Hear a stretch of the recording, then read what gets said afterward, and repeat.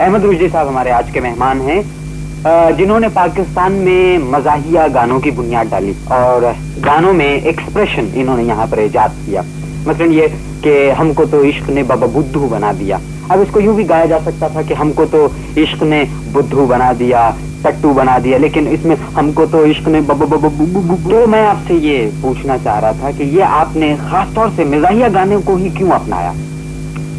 سنجیدہ گانے آپ نے گائے میں اس لیے کہ یہاں پر کوئی ایسا فنکار موجود نہیں تھا جی. میں نے سوچا کہ یہ فیل خالی ہے جی، تو چونکہ مجھے اداکاری سے شوق تھا جی جی، تو میں نے کوشش کی کہ میں ایک نیا رنگ، ایک نیا انگ لے کے میں آؤں جی اسی میں، اور خاصی خاطر خواہ جو ہے مجھے اس میں کامیابی ہوئی جی.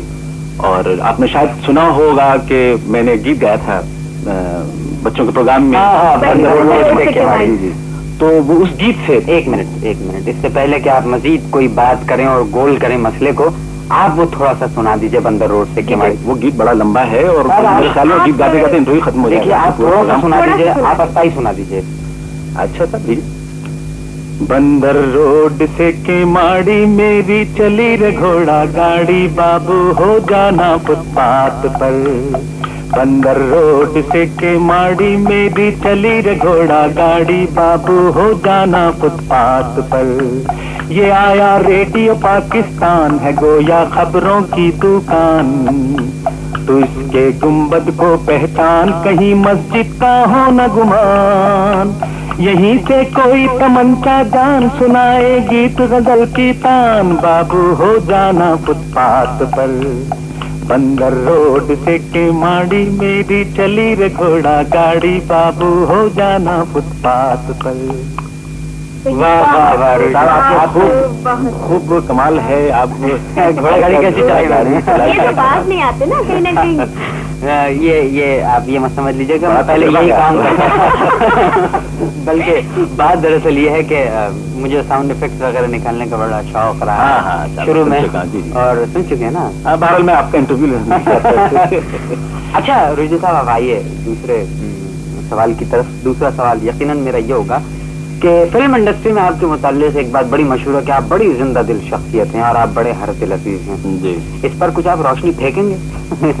نہیں صاحب دیکھیے نا، زندگی زندہ دلی کا نام، مردہ دل کیا خاص مشہور شعر ہے جی جی. تو آدمی جو ہے وہ دنیا میں چند دن اس نے زندہ رہنا ہے درست، اور کیوں نہ ہنس بول کی زندگی گزاری جائے. بالکل. تو لہٰذا میں ہمیشہ ہنستا بولتا اور ہنساتا دوسروں کو ہنساتا رہتا ہوں.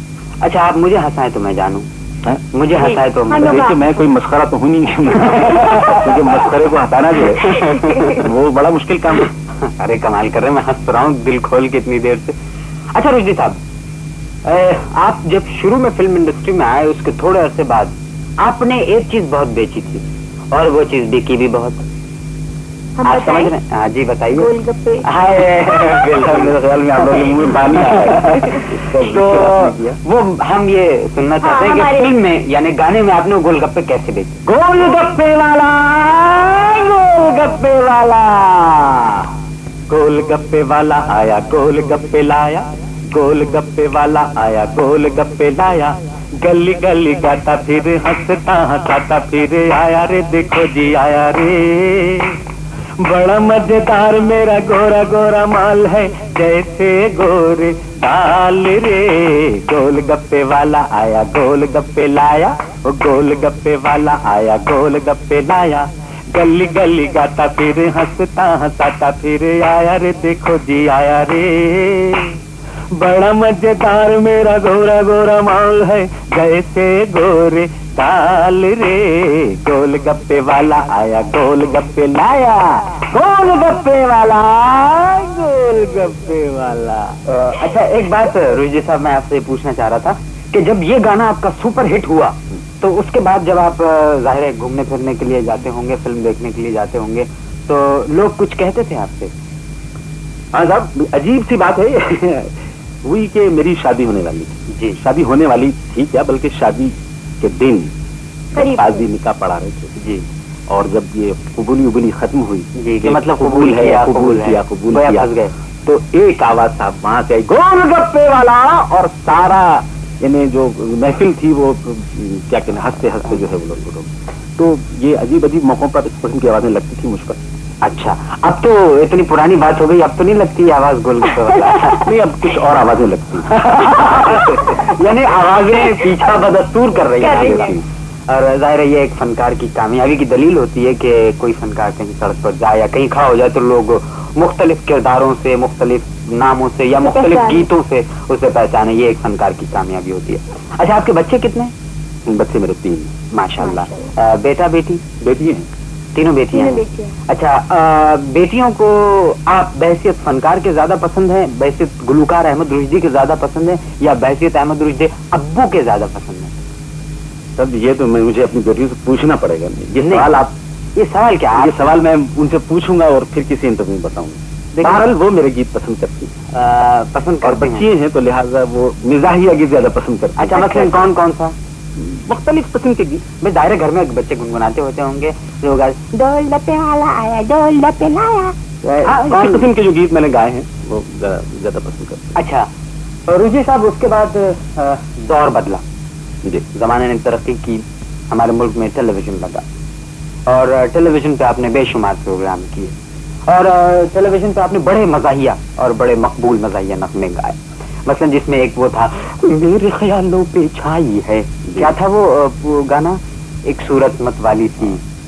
ارے میرے خیالوں پہ چھائی ہے ایک صورت مت والی سی, نازک سی شرمیلی سی, معصوم سی بھولی بھالی سی, رہتی ہے وہ دور کہیں عطا پتہ معلوم نہیں.